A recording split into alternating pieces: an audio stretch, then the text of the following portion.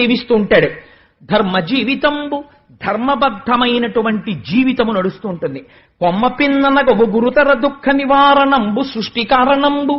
ఈ తల్లి యొక్క అనుగ్రహం ఎక్కడ పడుతోందో అక్కడ అజ్ఞానము నివారింపబడి సృష్టి కారణమవుతోంది. అంటే ఇక్కడ మీరు ఒక మాట అర్థం చేసుకోవాలి. సృష్టి కారణంబు అన్న మాట ఎందుకు వాడారండి పోతన గారు అని. ఇక్కడ మీరు లక్ష్మీదేవి యొక్క తత్వావిష్కరణ చేశారు ఈ మాటలో.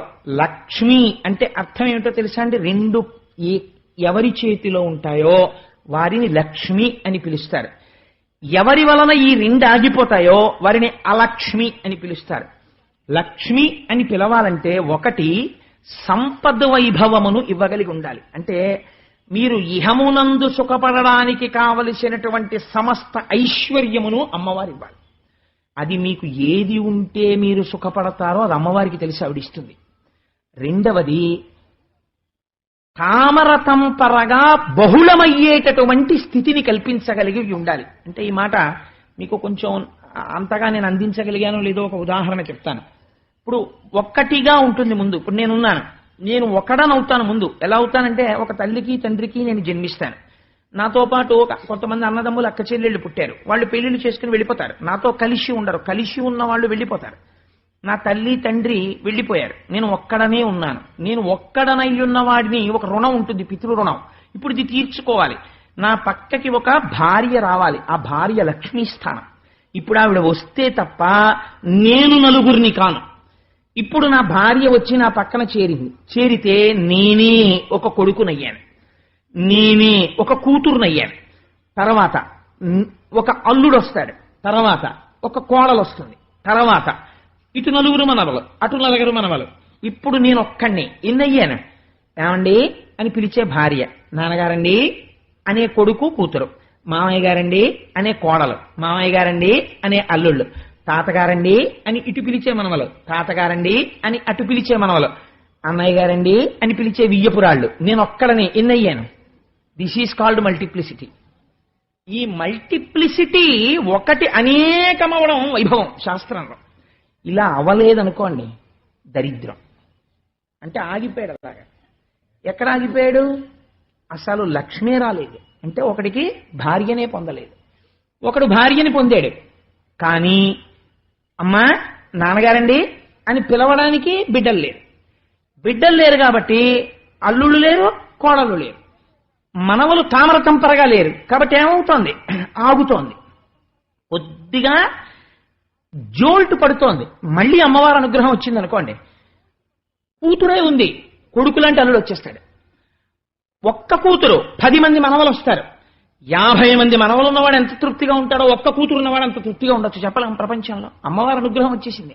ఇటుదటు చేసేస్తుంది ఆవిడ, మళ్ళీ పూర్ణం చేసేస్తుంది. కాబట్టి ఇప్పుడు ఏమవుతోంది? ఇది పెరగలేదనుకోండి, ఒక స్థాయికి వెళ్ళిన తర్వాత ఏమంటుందో తెలుసా అండి లోకం? అంటుంది చాలా ఐశ్వర్యవంతుడే కానీ పాపం అండి పిల్లలు లేరు అంటారు. పాపం అండి పెళ్ళి అవ్వలేదు వాళ్ళ ఇంట్లో ఒక అమ్మాయికి అంటారు.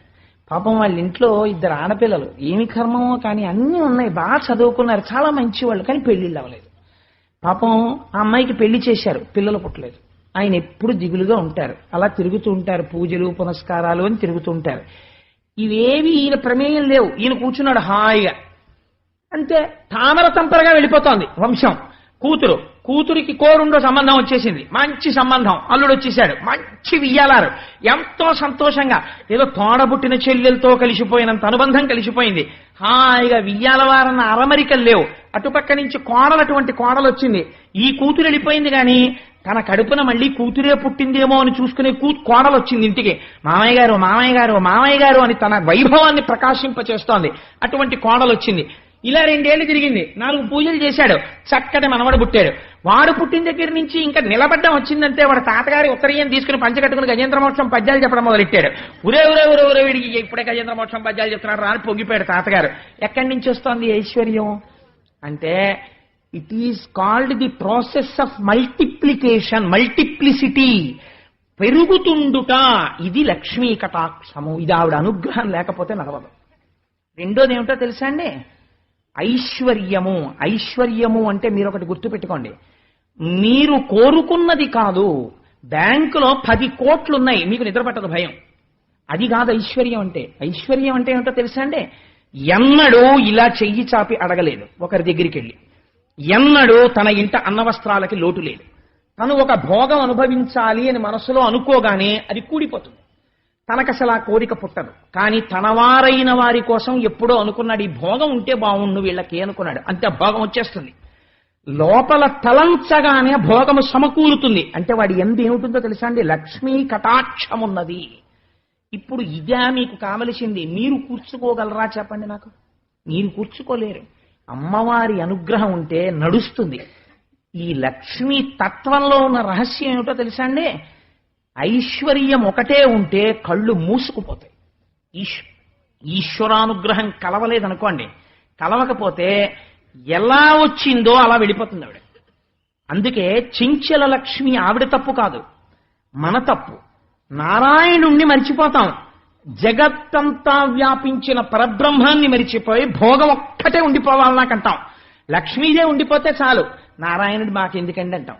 అంటే ఆవిడ ఏం చేస్తుంది? నా భర్తకి గౌరవం లేని చోట నేను ఉండను రా దుర్మార్గుడా.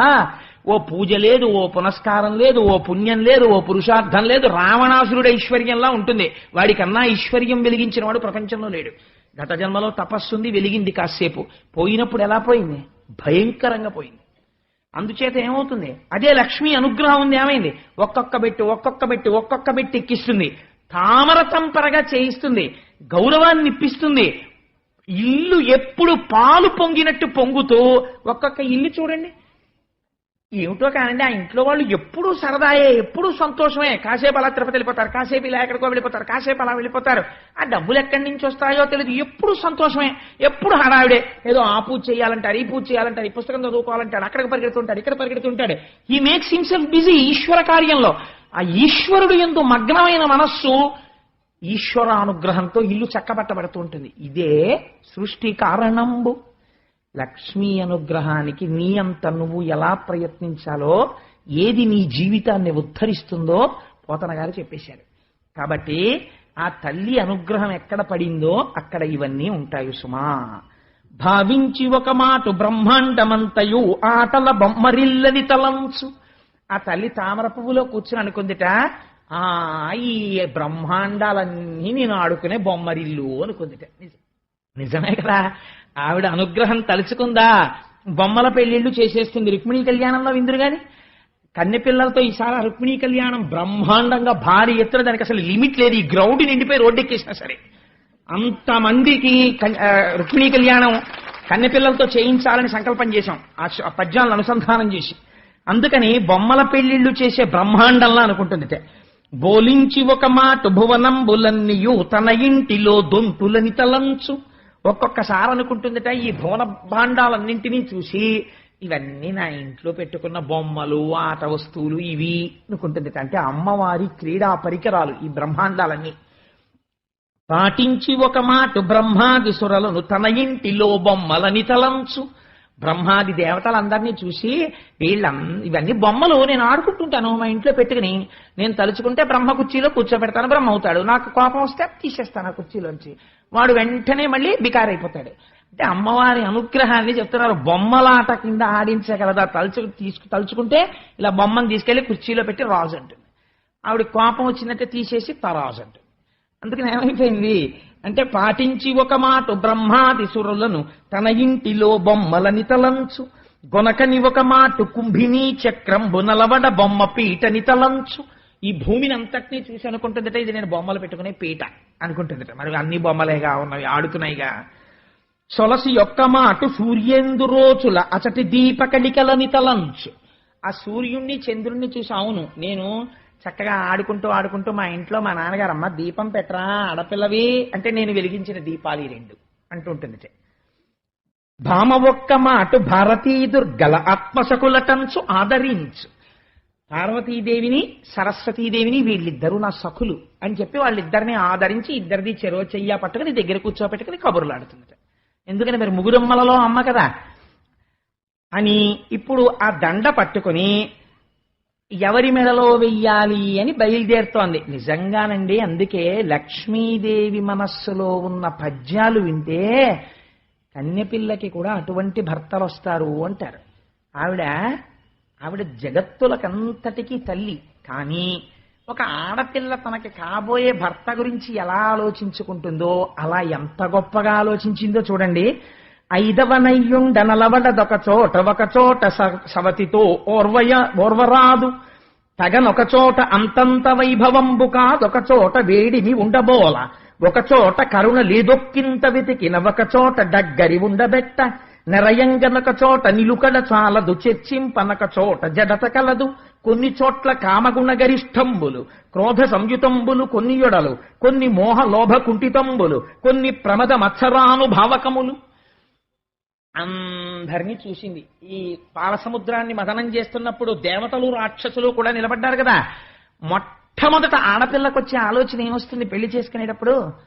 10 కాలాల పాటు నేను 5వ తనంతో పసుపు కుంకాలతో ఉండాలనుకుంటుంది కదా. అందుకని ముందు అనుకుందిట, అసలు ముందు నాకు జీవితాంతం హాయిగా నేను పసుపు కుంకాలతో ఉండాలి.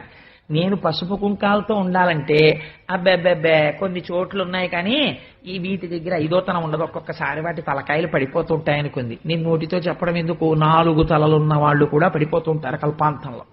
అందుకని అక్కడ 5వ తనం అంత బాగా కుదరదు. ఒక చోట సవతితో నోర్వరాదు. ఈయంతో సమానమైన వాడు ఒక ఆయన ఉన్నాడు, కానీ అప్పటికే ఆయన పక్కన ఒక ఆవిడ ఉంది, శంకరుడి పక్కన పార్వతీదేవి. అందుకని ఇప్పుడు నాకు సవతి గొడవ ఎందుకు, 2వ భార్యగా వెళ్ళడం ఎందుకు? తగనొక చోట అంతంత వైభవము కాదొక చోట.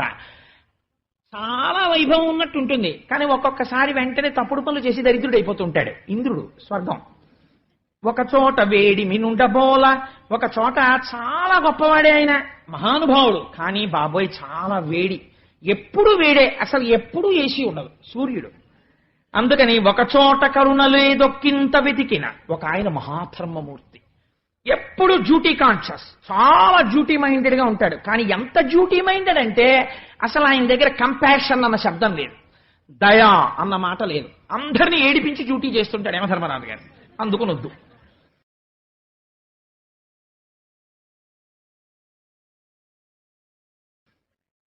రెండవది, ఒక చోట కరుణ లేదొక్కింత వెతికిన ఒక చోట డగ్గరి ఉండబెట్ట